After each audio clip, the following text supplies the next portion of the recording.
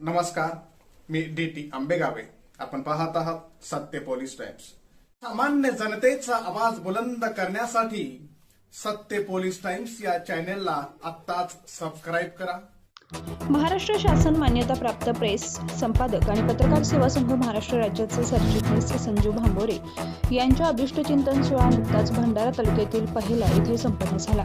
कार्यक्रमाच्या अध्यक्षस्थानी माजी खासदार डॉक्टर खुशाल बोपचे यांची उपस्थिती होती. ते म्हणाले की आजच्या काळात निर्भीड पत्रकारिताच करावी. आज जर सोशल मीडिया नसता तर जग एक पाऊल पुढे नसतं. म्हणून सामाजिक प्रसार माध्यमांवर आज भारतात विशेष लक्ष दिलं जात आहे, असं प्रतिपादन केलं. पहिला येथे संपादक ज्येष्ठ पत्रकार संजू भांबोरे यांच्या अभिष्टचिंतन सोहळ्यानिमित्त सन्मान द्या सन्मान घ्या हा भरगच्च कार्यक्रम संपन्न झाला. या प्रसंगी मंचावर उद्घाटक दैनिक माझा मराठवाडा वर्तमानपत्र छत्रपती संभाजीनगरचे मुख्य संपादक दशरथ सुरडकर, कार्यक्रमाच्या अध्यक्षस्थानी माजी खासदार डॉक्टर खुशाल बोपचे, विशेष अतिथी चित्रपट अभिनेते अश्विन कुमार वघाले, अभिनेत्री चैताली भस्मे, प्रसिद्ध नृत्यांगना वैशाली मडावी, माजी सभापती चंद्रशेखर टेंभुर्णे, अभिष्टचिंतन सत्कारमूर्ती संजू भांबोरे, मराठवाड्यातील फुले शाहू आंबेडकर चळवळीचे ज्येष्ठ नेते अशोक सोनावणे, अखिल भारतीय ओबीसी बहुजन महासंघाचे राष्ट्रीय उपाध्यक्ष गणेश पारधी आदी मान्यवर उपस्थित होते. दरम्यान विविध क्षेत्रातील उल्लेखनीय कार्य करणाऱ्या गुणवंत विद्यार्थी, पत्रकार, प्रबोधनकार, महिला, सामाजिक कार्यकर्ते, शासकीय अधिकारी यांचा मानचिन्ह देऊन सत्कार करण्यात आला.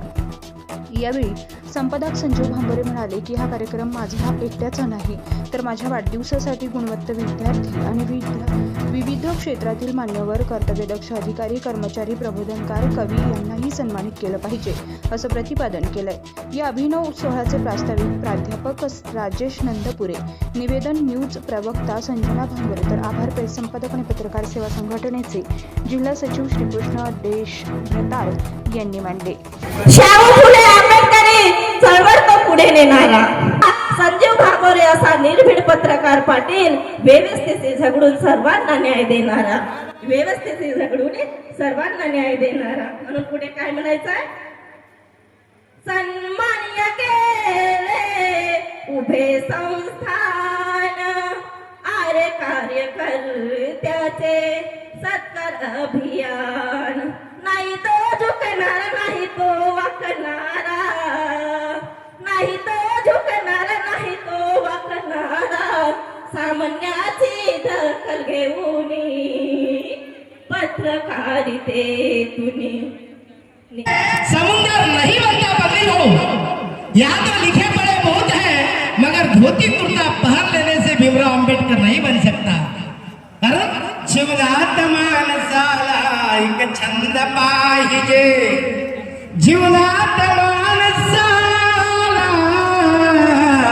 एक छंद पाहिजे, आणि सुंदरशा फुलामध्ये गोडाचा सुगंध पाहिजे.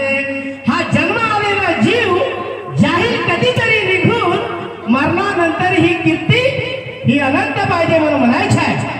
मनुवाद्याच्या काळात बाई बहुजनावर अन्याय होई, मी जगू कमरू बाई, आमच्या कोणीच्या वाली नाही. अशा काळात भीम माझ्या कसा धावून आला ग बाई, झालं सोनं या जीवनाचं, अरे झालं सोनं या जीवनाचं, केली भीमाने एकच सई, झालं सोनं या जीवनाचं, केली भीमाने एकच सई. कारण तलवार एक धारी दुधारी तो भीम होता, समग्र क्रांतीची ललकारी तो भीम होता. इतिहास आजही साक्षी देतो मनोज राजा, कारण डोक्याने भीम साऱ्या जगाला भारी होता म्हणून म्हणायचे.